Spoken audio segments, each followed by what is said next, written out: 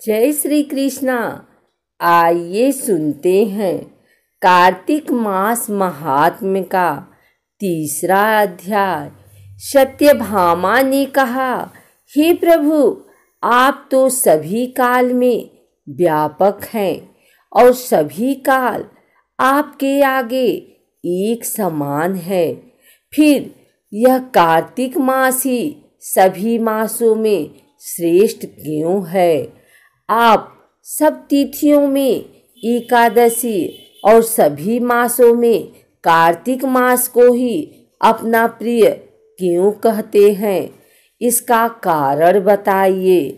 भगवान श्री कृष्ण ने कहा, हे भामिनी, तुमने बहुत अच्छा प्रश्न किया है। मैं तुम्हें इसका उत्तर देता हूँ, ध्यान पूर्वक सुनो। इसी प्रकार एक बार महाराज बेन के पुत्र राजा पृथु ने प्रश्न के उत्तर में देवर्षि नारद से प्रश्न किया था और जिसका उत्तर देते हुए नारद जी ने उसे कार्तिक मास की महिमा बताते हुए कहा, हे राजन, एक समय शंख नाम का एक राक्षस बहुत बलवान एवं अत्याचारी हो गया था। उसके अत्याचारों से तीनों लोकों में त्राहि त्राहि मच गई। उस शंखासुर ने स्वर्ग में निवास करने वाले देवताओं पर विजय प्राप्त कर इंद्रादि देवताओं एवं लोकपालों के अधिकारों को छीन लिया। उससे भयभीत होकर समस्त देवता अपने परिवार के सदस्यों के साथ सुमेरु पर्वत की गुफाओं में बहुत दिनों तक छिपे रहे। तत्पश्चात वे निश्चिंत होकर सुमेरु पर्वत की गुफाओं में ही रहने लगे। उधर जब शंखासुर को इस बात का पता चला कि देवता आनंद पूर्वक सुमेरु पर्वत की गुफाओं में निवास कर रहे हैं, तो उसने सोचा कि ऐसी कोई दिव्य शक्ति अवश्य है जिसके प्रभाव से अधिकारहीन यह देवता अभी भी बलवान है। सोचते सोचते वह इस निर्णय पर पहुंचा कि वेद मंत्रों के बल के कारण ही देवता बलवान हो रहे हैं। यदि इनसे वेद छीन लिए जाएं तो वे बलहीन हो जाएंगे। ऐसा विचार कर शंखासुर ब्रह्मा जी के सत्यलोक से शीघ्र ही वेदों को हर लाया। उसके द्वारा ले जाए जाते हुए भय से उसके चंगुल से निकलकर भागे और जल में समा गए। शंखासुर ने वेद मंत्रों तथा बीज मंत्रों को ढूंढते हुए सागर में प्रवेश किया, परंतु न तो उसको वेद मंत्र मिले और न ही बीज मंत्र। जब शंखासुर सागर से निराश होकर वापिस लौटा तो उस समय ब्रह्मा जी पूजा की सामग्री लेकर सभी देवताओं के साथ भगवान विष्णु की शरण में पहुँचे और भगवान को गहरी निद्रा से जगाने के लिए गाने बजाने लगे और धूप दीप आदि से बारंबार उनका पूजन करने लगे।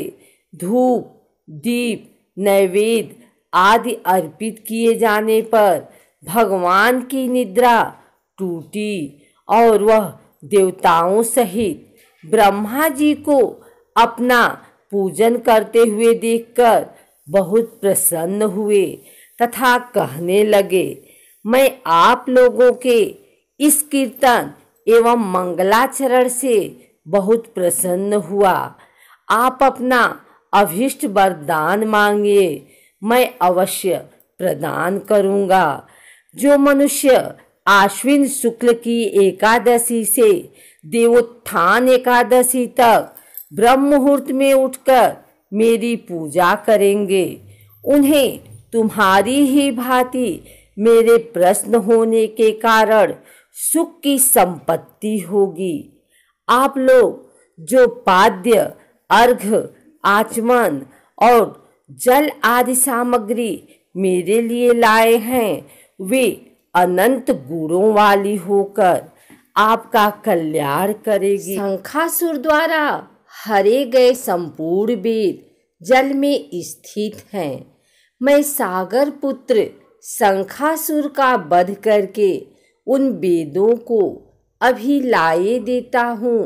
आज से मंत्र बीज और वेदों सहित मैं प्रतिवर्ष कार्तिक मास में जल में विश्राम किया करूँगा।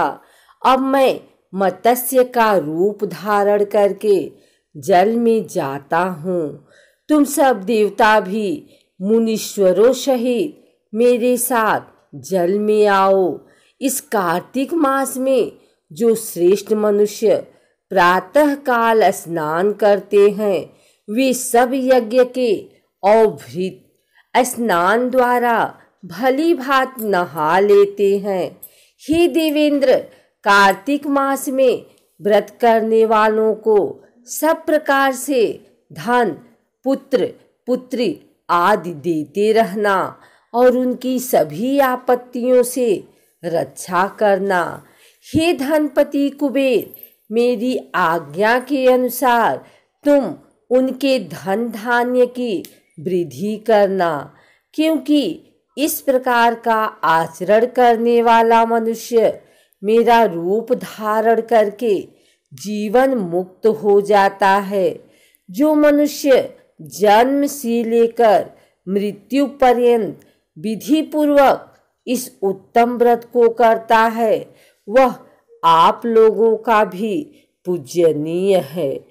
कार्तिक शुक्ल पक्ष की एकादशी तिथि को तुम लोगों ने मुझे जगाया है, इसलिए यह तिथि मेरे लिए अत्यंत प्रतिदायनी और माननीय है। हे देवताओं, यह दोनों व्रत नियम पूर्वक करने से मनुष्य मेरा सानिध्य प्राप्त कर लेते हैं। इन व्रतों को करने से जो फल मिलता है, वह अन्य किसी व्रत से नहीं मिलता। अतः प्रत्येक मनुष्य को सुखी और निरोग रहने के लिए कार्तिक महात्म्य और एकादशी की कथा सुनते हुए उपर्युक्त नियमों का पालन करना चाहिए।